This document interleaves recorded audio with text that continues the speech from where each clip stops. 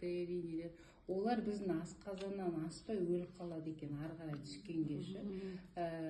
Обычно жаңағы ол жаққа түскеннен кейін де жительдер местный жаңа бактериялар новый келген айраннан келген мысалы бактериялармен төбелесіп олар жеңіп олар өз орындарын бермейді екен да. Ой үшін соғыс короче олар өз біздің ішегімізде де кәдімгідей жительдер бар екен да. Местныйлар короче кәдімгідей өлтіріп тастайды екен новый келген адамдарды. Келген адамдар деп қояйыншы бактерияларды.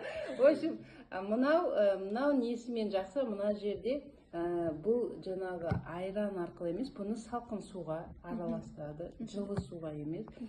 Сосын кейін қатты бұны бүйтіп араластыруға тоже болмайды, ішіндегі нелері өліп қалады дейді.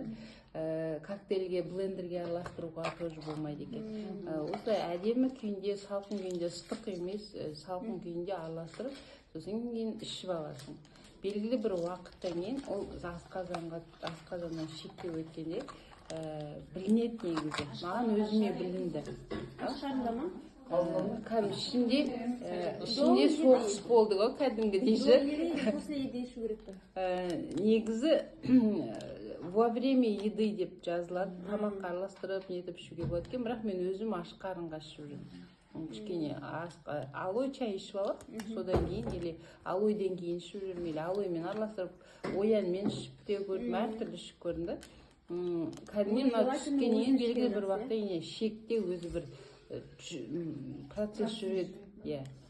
Шекте процесс жүреді. Біздің жаңағы ішімен ойлап қойым, соғыс жатқан жар, ана жительдер, местный жительдермен новый нелер соғыс тұрған жар деп. Сонымен осылай бұл негізі бізге пайдалы бактериялар екен.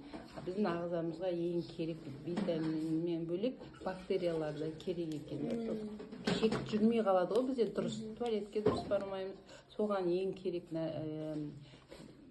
бактериялар бар. Ішті өткізеді, сонда? Қыжылдардың істемемесін. Кому как действует. Кейбір адамдарда, мысалы, шегі бір нәрсе жесе, дұрыс жемей қалса, туалетке көп барады ғой. Ондайлардікін жөндейді екен.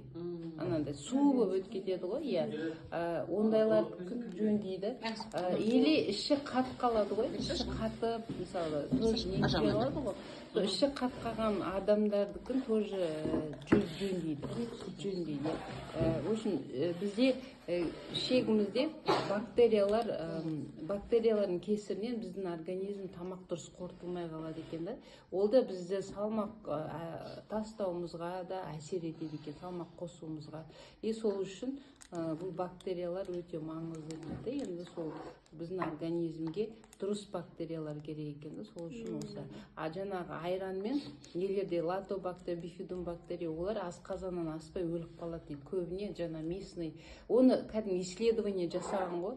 Кәдімгідей ғалымдар зерттеген, анандай бифидобактерияларды обычно бергеннен кейін тексереді екен. Бұл не арқылы ше жаңағы нәжіс арқылы тексереді екен. Солай тексерген, ол көбіне сіңбейді дейді, көбіне не работает. Мынау 100% жұмыс жасайды, сондықтан бұны осылай нетесін, жылы осылай күйінде, жылы салқын суға. Енді вообще негізі күн постоянно ішкен дұрысырақ дейді. Өйткені, мысалы, қолымызды жуамыз ғой, күнделікті қолымызды кірленеді, осы сияқты бұл да как профилактика ретінде іше беруге болады. Ақшаң болса, постоянно ішіп жүруге болады.